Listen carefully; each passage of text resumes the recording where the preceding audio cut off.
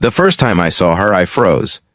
Not because she was beautiful, not because she was familiar, but because the truth hit me like a truck. I had been set up, tricked into a date I never agreed to, and the girl waiting for me outside the small cafe in downtown Atlanta had half of her face covered in burned scars that shimmered strangely in the sunlight. My friend had lied.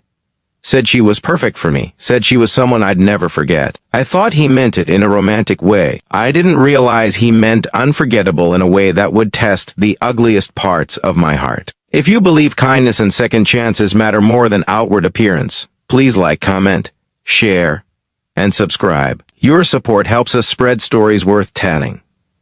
Her name was Grace, and she stood there with a small, hopeful smile, shoulders curled inward as if she was used to people looking away. I wasn't prepared for the wave of discomfort, guilt, and confusion that washed over me, but I forced myself to step forward, to at least greet her. As we walked inside, I couldn't stop stealing glances at her scars, soft, raised patches stretching across her cheekbone, running toward her jaw. It looked painful, like a story permanently etched into her skin. I hated myself for staring, but I couldn't stop, and she noticed. Of course she did. People like her always notice. She spoke softly, as though every word was tested before leaving her mouth. She told me she loved books about resilience, that she volunteered at a children's burn foundation, that coffee shops reminded her of safety. I listened, but my mind kept drifting, wondering why my friend had done this to me. I wasn't a cruel person, but this felt like a trap, like I was being tested, and I didn't like the version of myself that was reacting so awkwardly to her presence. As we walked through Piedmont Park afterward, she paused by the lake, fingers twisting around each other, and suddenly said words that pierced straight through my chest. If you want to leave, it's okay. People do. There was no anger, no bitterness, just the weight of someone who had heard that too many times. I mumbled something about staying, but the truth was messy. I didn't want to be seen as shallow. I didn't want to hurt her. But I also didn't understand why I felt so conflicted. Over the next week, the guilt clung to me. My friend said he set us up because I needed someone real, someone who could teach me empathy. I hated him for treating her like a lesson, yet part of me couldn't stop thinking about her.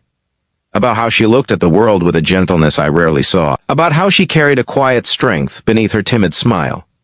I reached out to her a few days later, not because I had romantic feelings.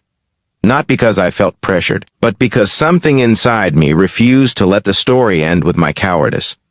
We met again, this time at a small riverside trail just outside the city. The air smelled like wet earth and pine, and the afternoon sun spilled through the trees in soft golden rays. Grace walked slowly, her steps thoughtful, her presence calm. As the hours passed, she spoke about the accident that changed everything, the kitchen fire when she was 15, the surgery, the whispers at school, the way people's eyes always flickered first to her scars before landing anywhere else. She told the story without seeking pity. Just honesty. A truth she had lived with for so long that it no longer broke her, but it still shaped her.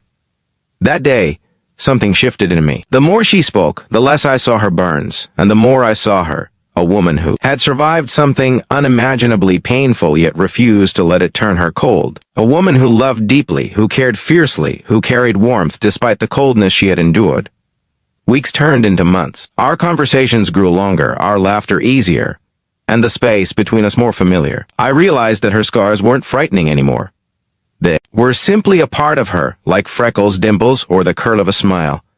But deeper, more meaningful. They told a story not of tragedy, but of survival. And yes, there were moments I struggled with my own shallow instincts, moments when I caught myself comparing her to some imaginary standard of beauty I didn't even fully believe in. But every time, Grace would say something that made all of that feel small and foolish. She never tried to hide her scars. She never apologized for them.